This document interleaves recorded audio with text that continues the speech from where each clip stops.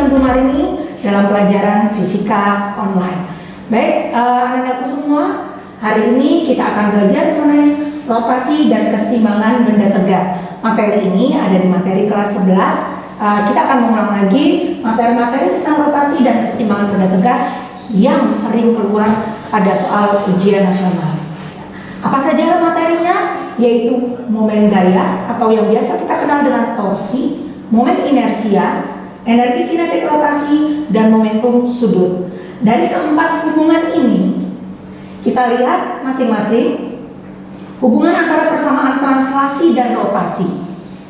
Kalian sudah belajar persamaan translasi, mulai dari posisi, kecepatan linier, percepatan linier, massa, gaya, energi kinetik maupun momentum. Dalam gerak rotasi juga ada variabel yang sama dengan gerak rotasi. Variabel itu adalah posisi sudut, kecepatan sudut, percepatan sudut, momen inersia, torsi, energi kinetik rotasi, dan momentum sudut. Apa hubungannya antara variabel translasi dan rotasi? Kita lihat di sini. Ini mengingatkan Anda tentang materi yang sudah kalian pelajari sebelumnya. Kita lihat contoh soalnya. Yang pertama, seorang pekerja bangunan yang beratnya 600 Newton berdiri pada sepasang besi yang terikat pada jarak 1,5 meter dari tepi bangunan seperti pada gambar. Kita lihat gambarnya. Jika berat batang besinya homogen 300 Newton dan panjang batang besi adalah 5 meter, sementara besi diikat dengan kabel ke tiang penyangga atau bangunan.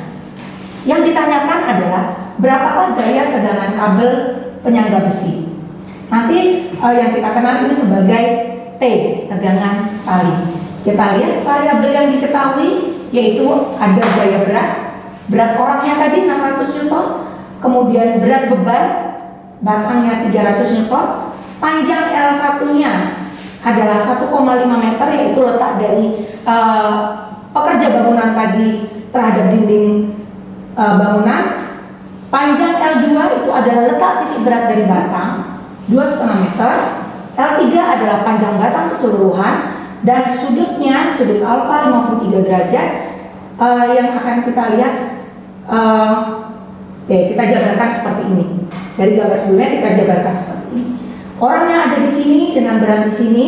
Letak titik berat dari beban adalah tepat di tengah-tengahnya, dan ini adalah gaya tegangan tali bersudut 53 derajat. Ini kita proyeksikan sehingga antara gaya dengan lengan momennya tegak lurus. Kita proyeksikan menjadi T sin 53. Mari kita jawab bersama. Yang pertama, kita menggunakan persamaan torsi keseimbangan. Sigma tau sama dengan 0. Apa saja torsi yang ada di sini? Yaitu gaya berat dikali dengan L1. Gaya berat dikali dengan jaraknya terhadap titik acuan. Kemudian berat beban dan jaraknya terhadap titik acuan, serta min T sin alfa L3. Kenapa min? Karena berlawanan arah. Jadi arah gerak putar torsi T sin dengan W itu berbeda, sehingga di sini kita min. Panjangnya adalah L3. Dari sini kita kemudian tinggal masukkan angkanya. 600 dikali 1,5, 300 dikali 2,5 dikurangi T, sin alfanya 0,8 dan panjangnya 5. Sehingga dari sini kita peroleh bahwa besar T-nya atau gaya tegangan tali atau kabel pengikat batang adalah 412,5 Newton. Baik, ini tipe soal pertama. Mudah-mudahan kalian semua bisa memahami. Kita lihat soal yang kedua. Berapakah momen inersia dari titik massa berikut jika diputar pada sumbu X dan sumbu Y? Kita lihat gambarnya. Di sini ada 4 titik massa. Masing-masing berada di sumbu X dan di sumbu Y.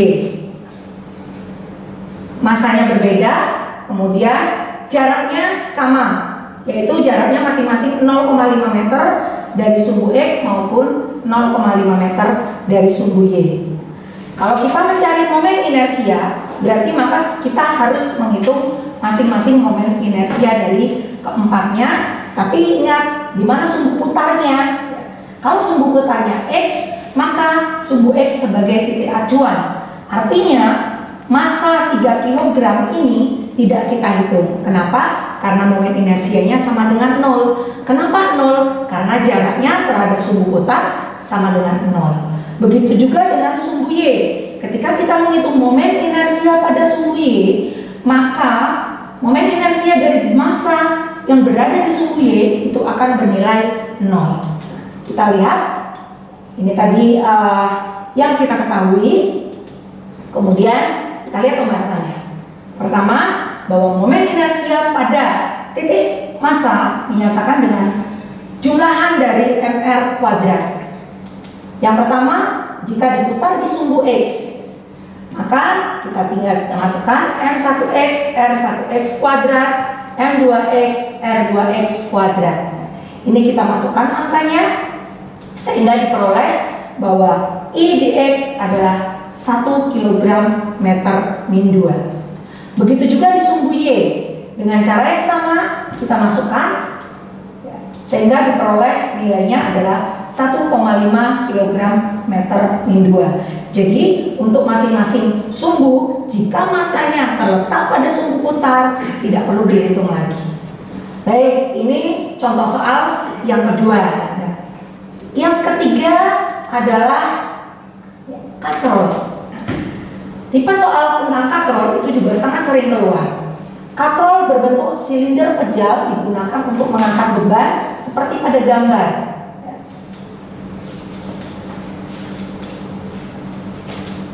Kita lihat.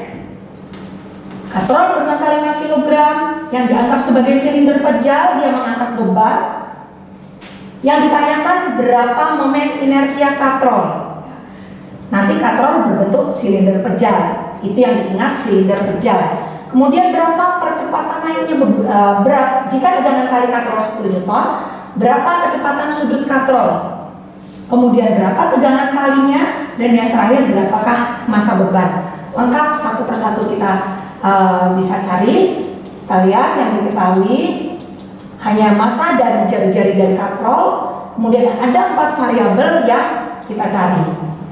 Untuk lengkapnya, arah dan gambar gayanya adalah kita bisa menggambarkan arah dan gaya tegangan kali terhadap katrol maupun beban, dan arah dari gaya berat beban. Yang pertama, untuk mencari momen inersia. Momen inersia katrol, karena katrol merupakan silinder pejal, maka momen inersianya adalah setengah mr kuadrat. Untuk momen inersia berbagai benda tegar homogen, Anda bisa, kalau Anda lupa, bisa buka kembali tabelnya. Ini angka yang kita tinggal masukkan, massanya 5 dan jari-jarinya 0,6, diperoleh momen inersianya adalah 0,9 kg meter min 2. Baik, yang kedua adalah kecepatan sudut. Kecepatan sudut ya. Bahwa kecepatan sudut adalah T dikali R dibagi dengan I. Ini diambilkan dari persamaan torsi dengan kum 2 Newton. Kita masukkan, jika tegangan talinya tadi adalah 10 Newton, jari-jarinya 0,6 dan momen inersianya sudah diketahui, maka diperoleh kecepatan sudutnya 6,7 radian. Ini mestinya sekon min 2. Angkanya 6,7. Baik, yang ketiga adalah percepatan. Percepatan nanti hubungannya dengan percepatan sudut, yaitu percepatan sudut dikali dengan jari-jari. Kita tinggal masukkan, ketemu 0,4. Dan yang terakhir adalah massa beban. Untuk mencari massa beban, kita menggunakan persamaan translasi. Hukum 2 Newton untuk gerak translasi. Yang kita perhatikan adalah hanya gaya-gaya yang ada di beban. Di sini di ember. Ada gaya berat, ada gaya tegangan tali. Di mana arahnya, karena beban ini diangkat, maka arah embernya atau bebannya ini naik. Sehingga gaya yang naik itu bernilai positif, yaitu gaya tegangan tali. Sehingga T min W yaitu M kali G sama dengan M kali A. Kita masukkan angkanya sehingga diperoleh nanti masanya adalah T dibagi dengan G plus A, masanya adalah 0,96 kg. Baik, ini untuk jenis soal mengenai katrol. Ada banyak jenis soal mengenai katrol. Bisa nanti Anda coba jika bebannya ada 2 bagaimana. Nah, itu salah satu yang mungkin nanti bisa Anda kerjakan di e-learning. Baik, contoh berikutnya adalah sebuah bola pejal menggelinding turun dari sebuah bukit yang tingginya 40 meter. Berapakah kecepatan bola tersebut ketika sampai di bawah? Jadi ada proses menggelinding. Proses menggelinding ini adalah 2 proses, yaitu proses translasi dan proses rotasi. Translasi artinya bola ini berpindah tempat dari atas ke bawah, tapi juga ada proses rotasi.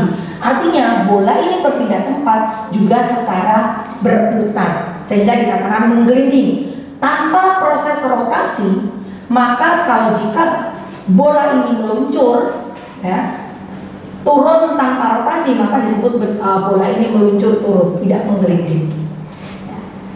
Ketinggian mula-mulanya 40 meter. Ketika di bawah mestinya 0, kecepatan awalnya 0. Kita lihat jawabannya. Kita menggunakan hukum kekekalan energi. Hukum kekekalan energi kinetik di titik A tadi di atas ditambah dengan energi potensial di titik A sama dengan energi kinetik di B plus energi potensial di B. Kita uraikan dulu masing-masing energi kinetik dan potensialnya. Khusus energi kinetik yang di B, karena prosesnya menggelinding, maka rumusnya juga merupakan rumus energi kinetik rotasi dan translasi. Yang ini translasi dan ini rotasi. Karena kecepatan di titik awal adalah 0 dan ketinggian di tanahnya 0, maka masing-masing energi kinetik di A dan energi potensial di B nilainya sama dengan 0. Dari persamaan ini kalau kita jabarkan diperoleh ini, dan ini yang sering kalian kenal, rumus cepat. Rumus cepat untuk benda yang menggelinding turun adalah akar 2GH per 1 plus K. K ini apa? K adalah koefisien dari momen inersia masing-masing benda. Kalau dari persamaan ini sudah kita dapatkan, kita masukkan angkanya, maka diperoleh bahwa kecepatan di titik B atau di bawah yaitu 23,9 meter sekon min 1. Baik Ananda, ini ada 4 contoh soal tentang rotasi dan dinamikanya, dan dari 4 soal ini yang paling sering keluar di ujian nasional. Mudah-mudahan Ananda semua bisa mengerjakannya dan nanti akan dimudahkan dalam pengerjaan soal ujian nasional. Jangan mudah menyerah. Jangan berpikir bahwa kamu tidak bisa. Tutup semua itu dengan satu kata bahwa you can do it. Yes, I can do it. Ini adalah merupakan kunci sukses buat kalian dan tetap semangat. Assalamualaikum warahmatullahi wabarakatuh.